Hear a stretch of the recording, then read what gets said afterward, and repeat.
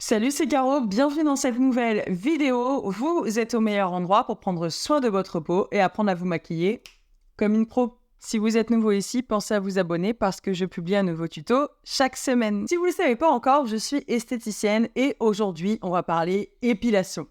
Pourquoi épilation? Parce que je trouve qu'il y a encore beaucoup de questions tabous concernant l'épilation, alors que, honnêtement, moi je suis dans le métier, mais je me dis, il n'y a aucune question qui est bête. Au contraire, quand on a des questions, on les pose et on échange.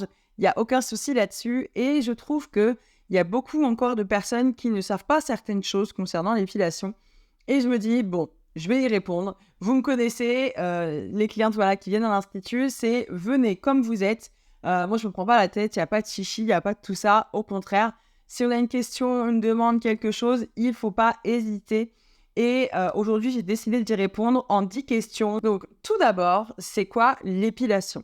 Effectivement, une épilation, donc il y a différents types d'épilation. On peut avoir donc le rasage, mais le rasage, on ne va pas venir enlever le bulbe du poil directement. On va venir enlever vraiment en surface les poils qui ont repoussé. On peut avoir la crème dépilatoire. On peut avoir les disques abrasifs aussi, mais alors ça, je l'ai fait une fois. Je me suis fortement irrité la peau, donc je ne conseille pas du tout. Et on va avoir ensuite, laser, lumière pulsée, etc. Et on va avoir l'épilation, donc ce que je fais et ce que plein d'esthéticiennes font en institut, où l'épilation, on va venir poser de la cire et on va venir retirer cette cire. Et donc, ça va enlever le poil et son bulbe. C'est pour ça qu'au niveau de l'épilation, ça repousse moins vite que le rasoir ou que la crème dépilatoire. C'est parce qu'on arrache le bulbe et donc du coup, forcément, le temps qu'il revienne, on a un peu plus de temps. Donc, aujourd'hui, je vais répondre à 10 questions et je ferai d'autres sessions. Si vous en avez d'autres, n'hésitez pas. Première question, que faire avant une épilation? Avant une épilation, effectivement, il faut préparer sa peau. C'est dans l'idéal, bien sûr, d'avoir un petit peu de temps avant et le mieux, c'est de faire des gommages. Alors, gommage de la peau, pourquoi? Parce que ça va venir enlever les cellules mortes, ça va venir aider à retirer les petits poils sous peau, parce qu'effectivement, quand on commence l'épilation, le poil va s'affiner de plus en plus, et des fois, le poil, il a un peu de mal à percer la peau, et il préfère pousser à l'intérieur, et pour le coup, c'est pas très joli, ça peut s'infecter, et le fait de faire des gommages, ça va aider à les faire ressortir. Je pense que si vous regardez cette vidéo, toutes au moins une fois dans notre vie, on a déjà eu un poil sous peau. On a retiré le poil sous peau, on a dit « What?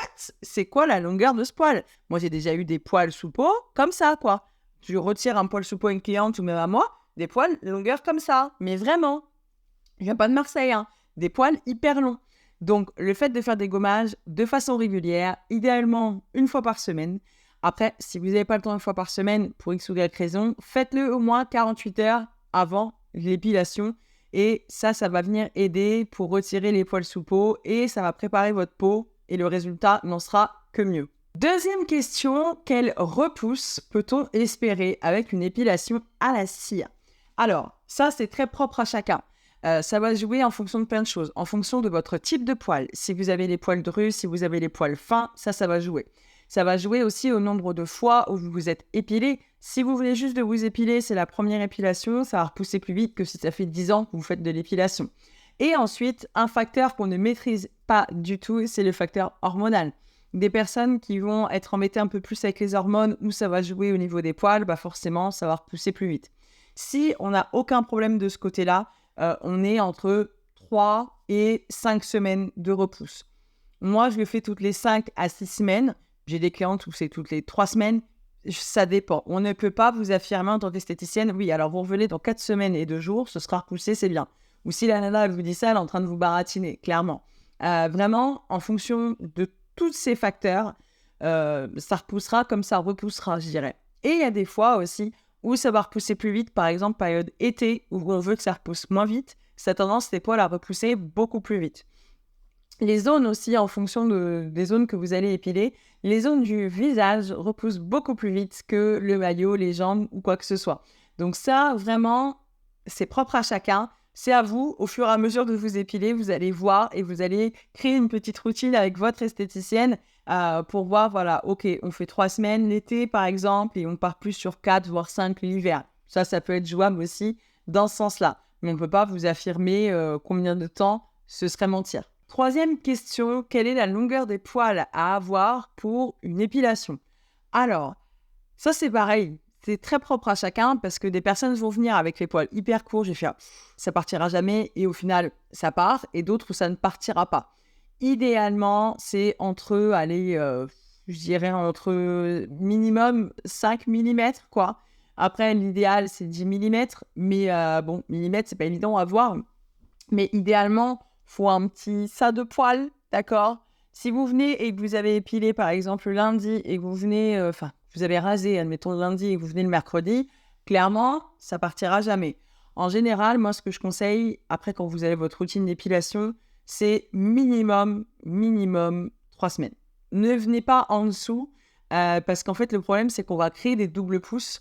C'est-à-dire que si vous venez début janvier et que vous venez 2 semaines après, on va enlever les poils qui auront repoussé. Mais il y en a dans les 15 jours d'avant qui n'auront pas repoussé. Donc, ça va repousser dans les 15 jours après. Je ne sais pas si vous voyez un peu le délire. Donc, minimum, laissez au moins 3 semaines. Comme ça, vous êtes sûr. Et si c'est les premières fois où vous n'avez jamais épilé, écoutez, n'hésitez pas à aller en parler avec votre esthéticienne pour lui dire, bon, voilà, ok, je me suis rasé telle date. Est-ce que là, vous trouvez que c'est jouable ou c'est trop court? Et comme ça, au moins, vous serez sûr. Quatrième question. Quelle cire on utilise pour le maillot et quels sont les différents types de maillots? Ça, je crois que c'est la question la plus taboue, l'épilation du maillot. Alors que voilà, l'épilation du maillot, c'est pas ouf non plus. Donc, on utilise une cire, ce qu'on appelle en esthétique une cire pelable, donc qui va se retirer directement toute seule.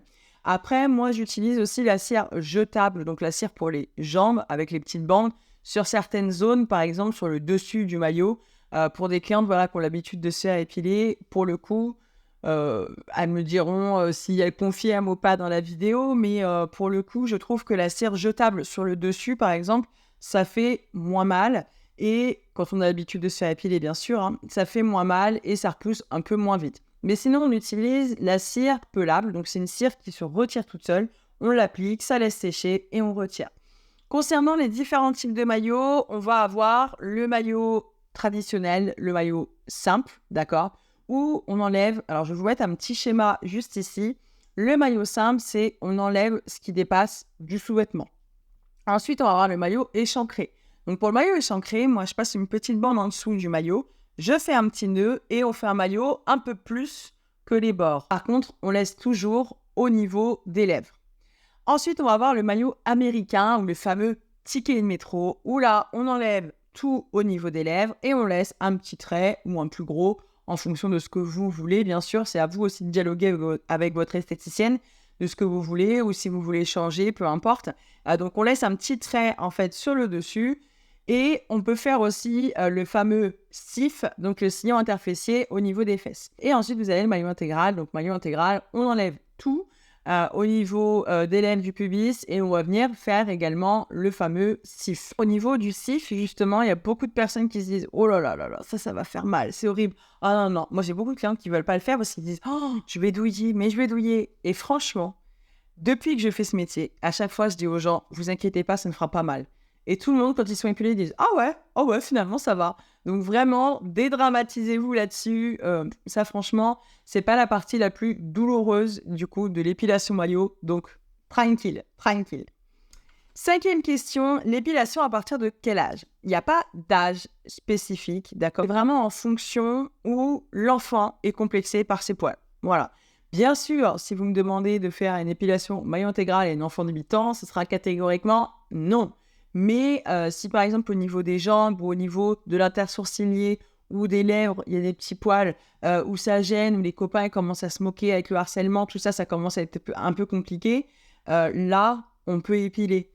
En fonction d'eux, on va pas épiler une jeune fille, par exemple, toutes les 3 semaines comme le ferait un adulte. Mais on peut se dire, tiens, je sais pas moi, il y a la piscine qui est prévue à l'école, allez, on fait l'épilation juste avant. On peut se dire, ah bah tiens... tu vas aller à la mer où il fait chaud, allez, on épile les aisselles. Ça, vraiment, c'est en fonction. À partir du moment où votre enfant est complexé, dès 8 ans, on peut réfléchir, voilà, à 8-9 ans, on peut se poser la question, ok, s'il est vraiment complexé, pourquoi pas? Après, il faut en parler aussi encore, c'est une discussion aussi avec et l'enfant et l'esthéticienne. parce que forcément, au niveau douleur, ça, on ne peut pas mettre de crème anesthésiante. Donc, au niveau douleur, ça peut être un peu compliqué. Mais sinon, il n'y a pas d'âge spécifique. 6e question, quoi mettre avant une épilation? Justement, ne mettez rien. Quand il y a beaucoup de personnes qui veulent hydrater leur peau ou autre avant, non. Si vous savez que le lundi, vous venez vous faire épiler le lundi matin, ne mettez pas de crème. Sinon, la cire, en fait, ne va pas adhérer tout simplement.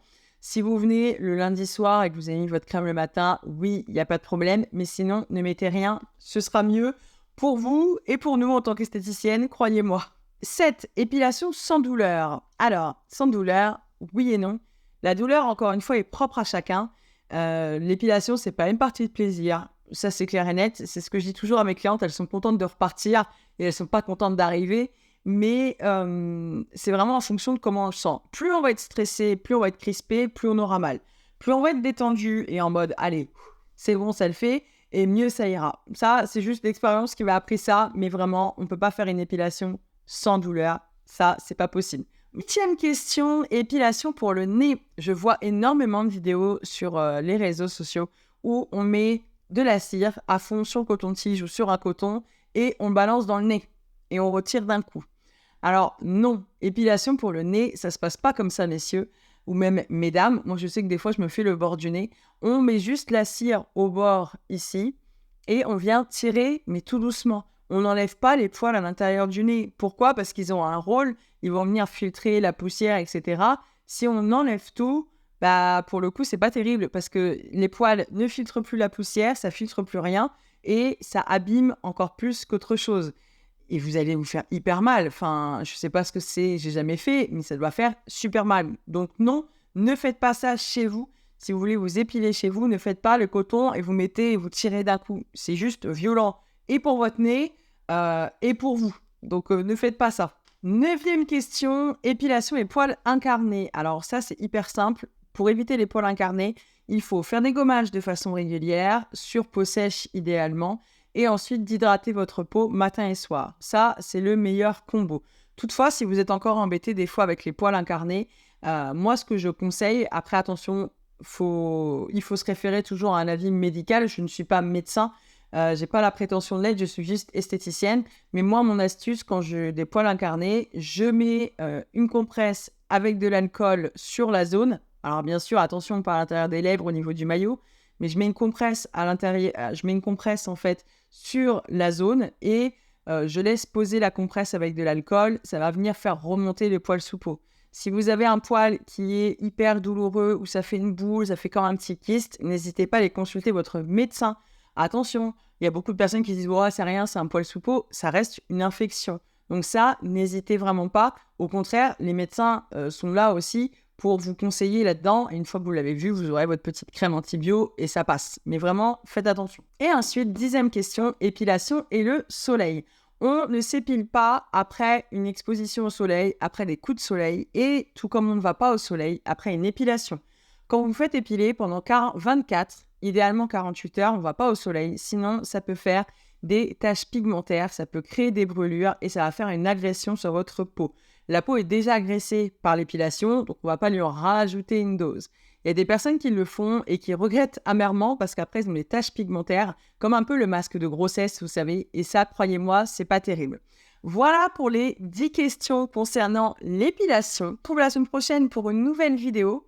Et je ferai une partie 2 de cette FAQ épilation. Là, j'ai vraiment pris les questions les plus demandées ou celles que j'avais le plus entendues.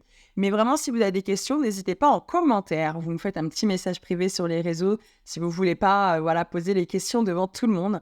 On se dit à la semaine prochaine pour une nouvelle vidéo. Allez, ciao, ciao!